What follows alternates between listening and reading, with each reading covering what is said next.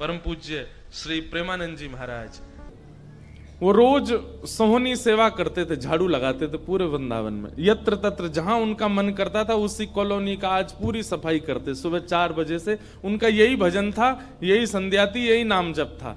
सोहनी लेते और लेकर के बुहारते पूरे मार्ग को। और हमारी आपकी तरह नहीं जोर जोर से, नहीं, धीमे धीमे। उनके मन में यह भाव था कि वृंदावन श्री प्रिया प्रियतम का ही स्वरूप है, इनके प्रति मैं रोष नहीं करूंगा, धीमे धीमे। और जब बुहारते थे तो अपने नेत्रों से ध्यान पूर्वक ब्रज की रज को देखते थे। कहीं कोई चिन्ह दिख जाए, कहीं किशोरी जी के चरण रज दिख जाए, कहीं ठाकुर जी के चरण दिख जाए। करते करते जब वर्षों बीत गए तो किशोरी जी के मन में भाव आया, हम नित्य रास के लिए वृंदावन में जाते हैं और पूरे वृंदावन को सुव्यवस्थित ये महात्मा करके रखते हैं, और इनकी एक ही अभिलाषा है कि हमारे चरण चिन्ह इनको दिख जाएं। एक दिन किशोरी जी ने उनको अपने चरण चिन्ह का दर्शन कराया। वो चरण चिन्ह देख करके उनके मन में विश्वास हो गया कि हे श्यामा जो चरण चिन्ह है इसका मतलब चरण भी है, और चरण है तो मतलब आप भी हो। जब चरण चिन्ह तक ले ही आई हो तो आप अपने दर्शन भी करा दो। अब अगली उनकी स्थिति हो गई कि अब चरण चिन्ह नहीं, अब तो प्रत्यक्ष किशोरी जी को देखना है। लेकिन हमारे ब्रज की एक परंपरा है कि जब तक किशोरी जी की सखियां अनुमति नहीं देंगी ना, तब तक किशोरी जी के दर्शन नहीं हो सकते। इसलिए ललिता जी को मनाओ, विशाखा जी को मनाओ, यमुना जी को मनाओ, गोपेश्वर महादेव को मनाओ। सखियां जब रीझ जाएंगी तब किशोरी जी से मिलना होगा। वृंदावन रस अलग है। अभी हम 15 तारीख से जो कथा करने वाले हैं वो वृंदावन रस के ही ऊपर है। 15 से लेकर के 18 अप्रैल तक गांधी धाम कच्छ गुजरात में, जहां पर वृंदावन रसामृत पद लिखा गया, वहां उस कथा को आप लाइव सुनना। उसमें वृंदावन रस की ज्यादा चर्चा करेंगे। तो जब तक ललिता विशाखा आदि सखियां अनुमति नहीं देती तब तक किशोरी जी के दर्शन नहीं होते। लेकिन किशोरी जी तो चाहती हैं कि उनको दर्शन दें। तो एक दिन किशोरी जी ने रास करते करते अपना नूपुर वहीं छोड़ दिया, और नूपुर छोड़ करके किशोरी जी निकुंज में चली गई। आप सुबह सुबह जब सोहनी करने आए तो आपको वो नूपुर मिला, और नूपुर देख करके वो आनंदित हो गए। इतना सुंदर नूपुर, ऐसी सुंदर उसकी कलाकृति, इतना हल्का उसका वजन, इतना सुंदर उसका स्वरूप।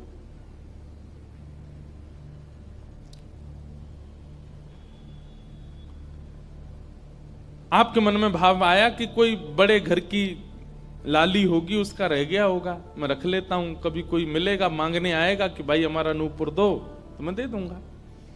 आपने वो नूपुर अपने पास रख लिया। नूपुर से दर्शन किशोरी जी ने कईयों को कराए। इसलिए वृंदावन में जब चला कीजिए ना, बहुत ध्यानपूर्वक देखते हुए पृथ्वी को चला कीजिए, क्या पता क्या मिल जाए।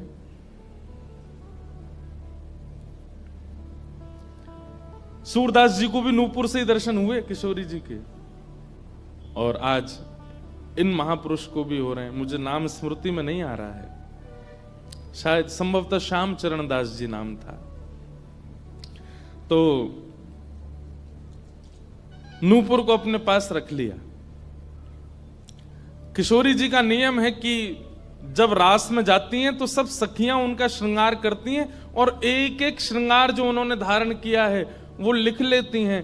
कानन में कुंडल पहने हैं, गले में ये हार पहना है, उसके ऊपर मोतिन की माला पहनी है, फिर गुंजा माला पहनी है, फिर नवलखा के हार पहने, हाथन में इतने कड़ूला पहने हैं, पैरन में पाजे। क्यों? बोले रास में श्याम सुंदर आते हैं, पता ना काचोरी करके भाग जाएं। अगर एक कम रह जाए तो फिर ठाकुर जी की शामत कहाँ है, हमारी श्री जी का श्रृंगार बताओ। इसलिए सब सखियां जो हैं किशोरी जी के सिर से लेकर नख तक एक एक श्रृंगार को लिख लेती हैं पहले, रास में भेजने से पहले।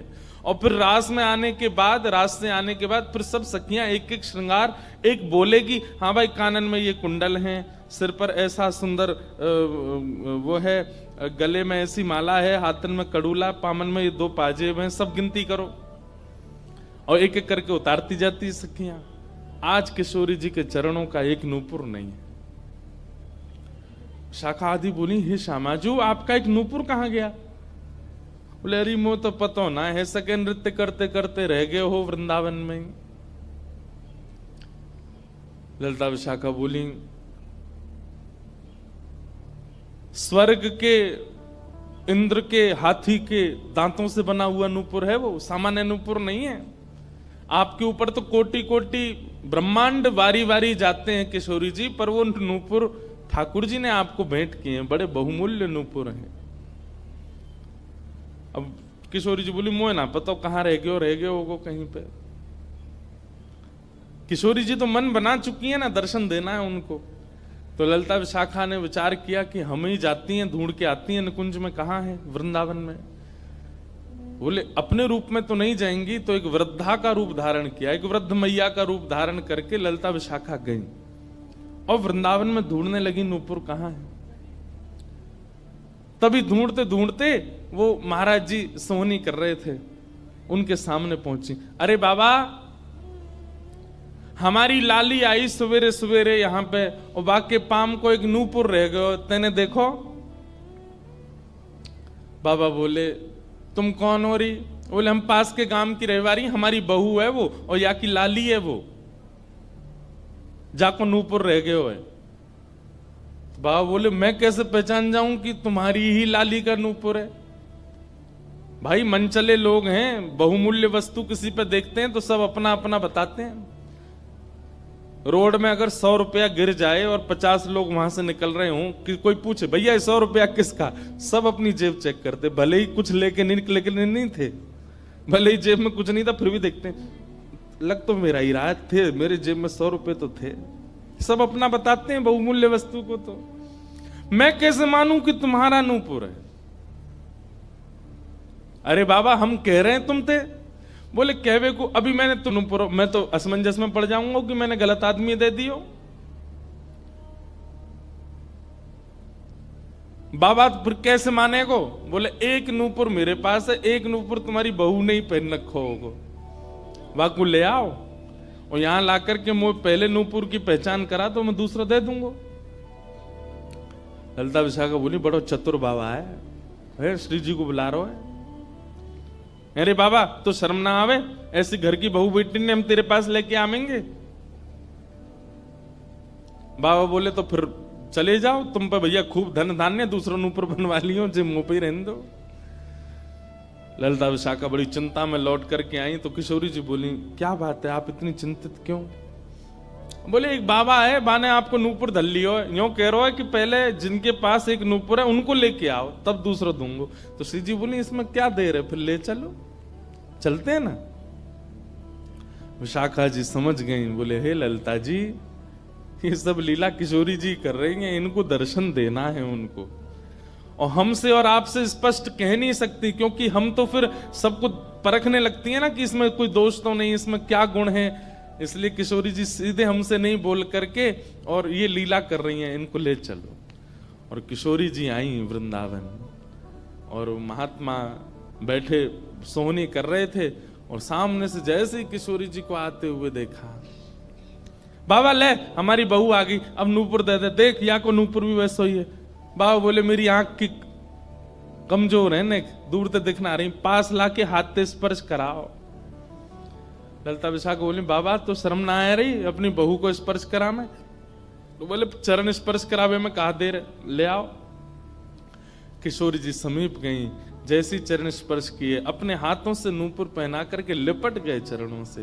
हे किशोरी जी, हे श्यामाजू, अब कृपा करो, मैं जानू ना तो ये दोनों कोई बूढ़ी मैया हैं और ना आप इनकी बहू, आप साक्षात किशोरी और ये ललिता विशाखा है, अब मुंह पे कृपा करो।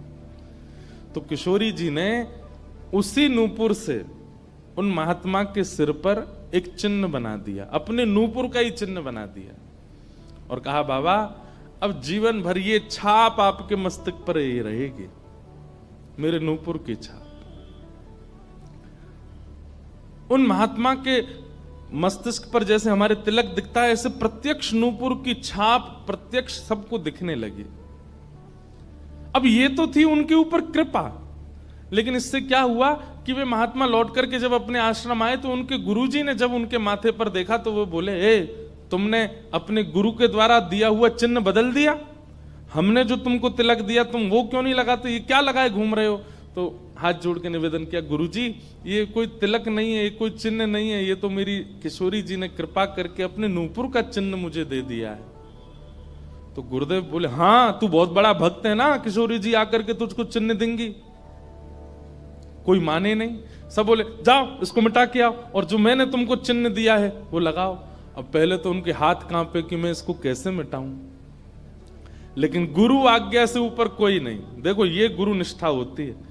किशोरी जी ने भले ही चिन्ह दिया लेकिन गुरु आज्ञा है तो ठीक है। गए यमुना जल से सुबह से शाम हो गई मिटाते मिटाते, लेकिन वो चिन्ह मिटा नहीं उनसे।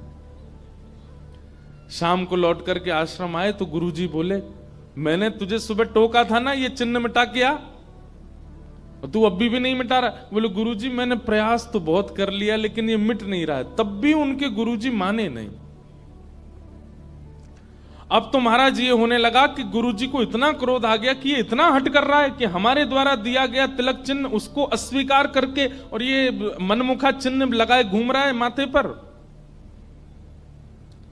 गुरुजी ने सब अपने परिकर के लोगों को बैठा करके पंचायत करी आश्रम में। बोले इसको निकालो, जब हम में श्रद्धा नहीं, हमारे स्वरूप में श्रद्धा नहीं, हमारे तिलक में श्रद्धा नहीं, तो क्यों रहता है यहाँ पे।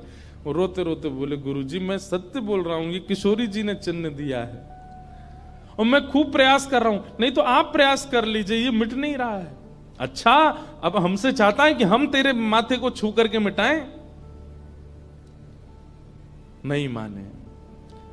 तब उन्होंने नेत्र बंद करके किशोरी जी का स्मरण किया, हे श्यामाजू मैं किसी को प्रमाणित ये नहीं करवाना चाहता कि आप मुझे मिली हो, पर मेरे गुरु के चित्त में मेरे प्रति अविश्वास आ रहा है, इसके लिए कोई आप लीला करो। तो भगवान के सखा श्री सुबल जी की ये आराधना करते थे। ये जो महापुरुष थे ये ठाकुर जी के सखा सुबल का चिंतन करते थे कि कभी मैं ठाकुर जी से मिलने का मन हो तो सुबल, जैसे भगवान के सखा है ना, तन सुखा मन सुखा धन सुखा मधुमंगल श्री दामा सुबल, तो ये सुबल का चिंतन करते थे कि सुबल कभी कृपा करेंगे तो मुझे ठाकुर जी से मिला देंगे।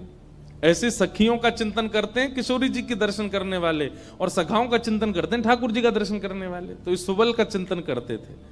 तो किशोरी जी ने सुबल को बुलाया। सुबल आए, श्यामाजू आज्ञा करो। बोले आपको हमारा एक काम करना है।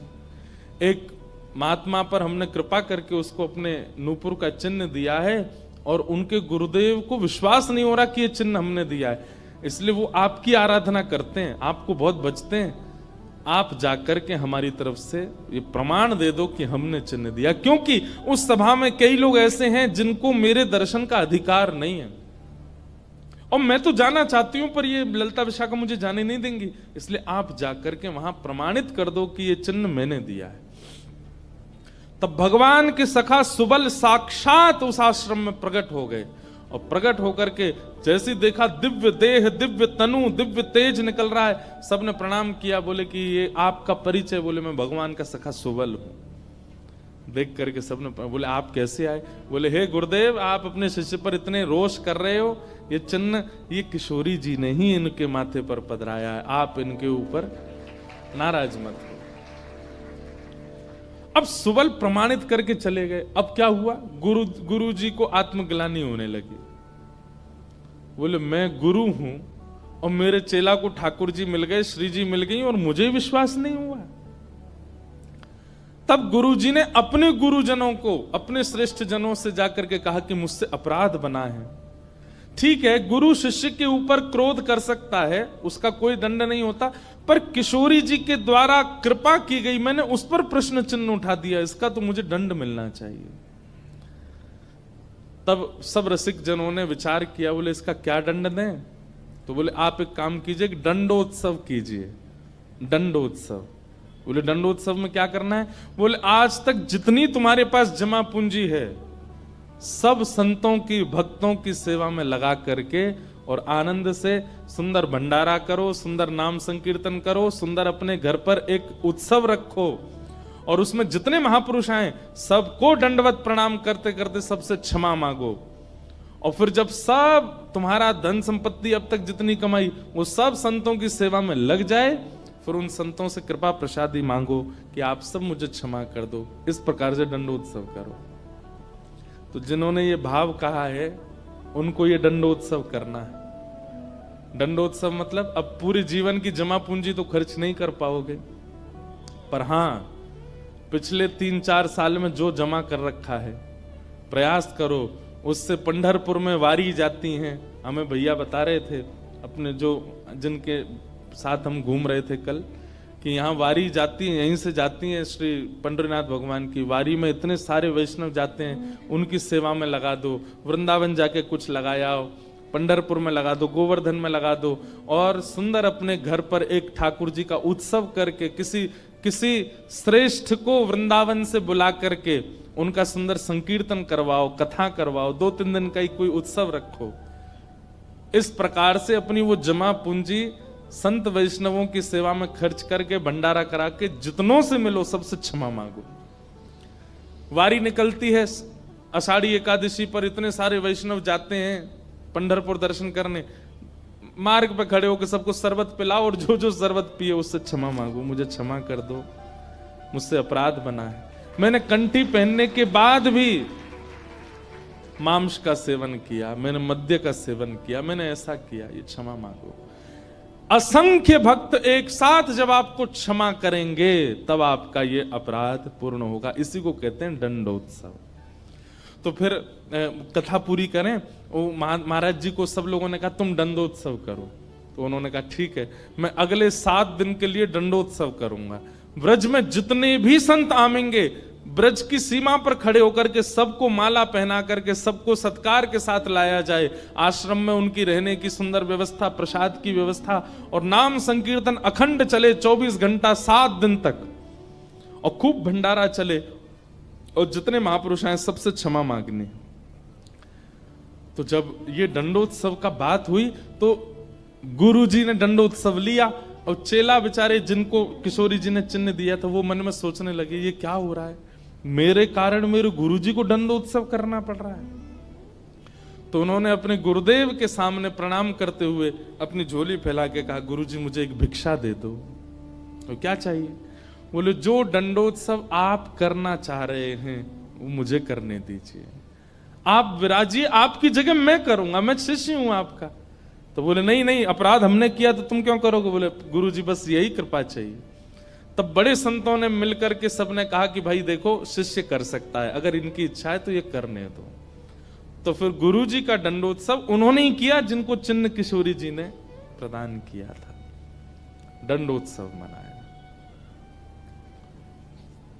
इस प्रकार भैया जिनसे ये अपराध बन जाता है ना, कभी कंठी माला पहनने के बाद अपराध बन जाता है, किसी वैष्णव के प्रति कुभाव बन जाता है, किसी तीर्थ में जाकर के कोई पाप बन जाता है, उनको ये सब दंडोत्सव करने चाहिए। अपनी कोई पैसा खर्च कराने के लिए नहीं कह रहे हम, लेकिन हाँ जितना हो सके वैष्णवों की सेवा करके, अब चाहे वो धन लगा के करनी पड़े, चाहे तन से करनी पड़े, चाहे मन से करनी पड़े। पर लोग बड़े कंजूस हैं आजकल। बोले कि महाराज जी आपने मन से सेवा भी तो कही है, कोल्हापुर में बैठे बैठे आंख बंद करके यही संतों की सेवा कर देंगे, इनके पाम पूछ दिए, 5000 रुपया हमने दक्षिणा में दे दिए, ले खर्च भी नहीं हुए, मन से सेवा भी हो गई। किसी का भाव है कि आप कहते हैं महाराज जी कि ठाकुर जी से कुछ मत मांगो, पर अगर ठाकुर जी से कुछ मांगना है तो ठाकुर जी को मांगो। ठाकुर जी अगर मिल गए तो फिर उसके बाद क्या? ये तो भाई जब मिल जाएंगे तब मैं पूछूंगा आपसे, उसके बाद क्या? सही बात तो ऐसी है कि ठाकुर जी मिल जाएंगे ना, ठाकुर जी सदा के लिए तो नहीं रहेंगे, थोड़ी देर दर्शन देके चले जाएंगे और फिर आपके चित्त में अखंड प्रेम प्रज्वलित करके जाएंगे। अनंत प्रेम के रस में आप डूबने लगोगे, जिसको देखोगे उसी के प्रति प्रेम उत्पन्न होने लगेगा, उसी के प्रति श्रद्धा भाव, उसी में ही वैष्णव दर्शन होने लगेगा। छके रहोगे सदा कृष्ण प्रेम में, जैसे मीरा बाई। जिन भेषा मेरो सावरो रीझे, जिन भेषा मेरो सावरो रीझे, जिन भेषा मेरो गिरधर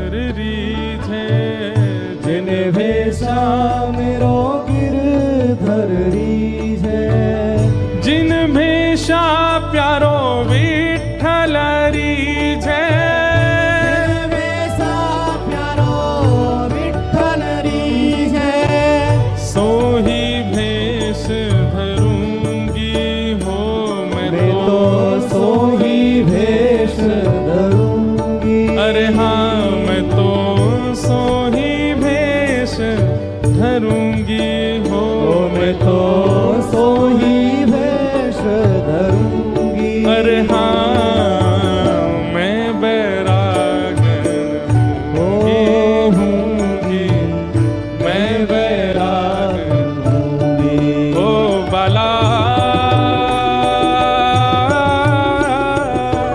मैं बैरागन हूँगी, मैं बैरागन होऊंगी, मैं बैरागन होऊंगी। ओ प्राण हमारा वहाँ बसत है, प्राण हमारा वहाँ बसत है, प्राण हमारा वहाँ बसत है, प्राण हमारा वहाँ बसत है। ओ यहाँ तो खाली को, यहाँ तो खाली को, हाँ यहाँ तो खाली को, यहाँ तो खाली को।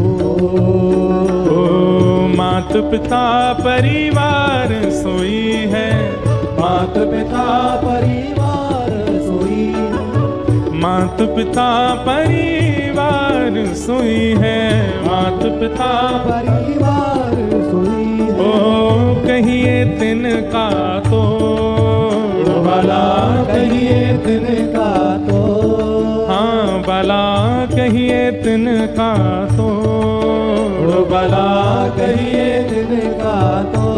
अरे हाँ मैं बैरागन हूँगी, मैं बैरागन होऊंगी, मैं बैरागन होऊंगी, मैं बैरागन। भाव भाव से ओ बाला,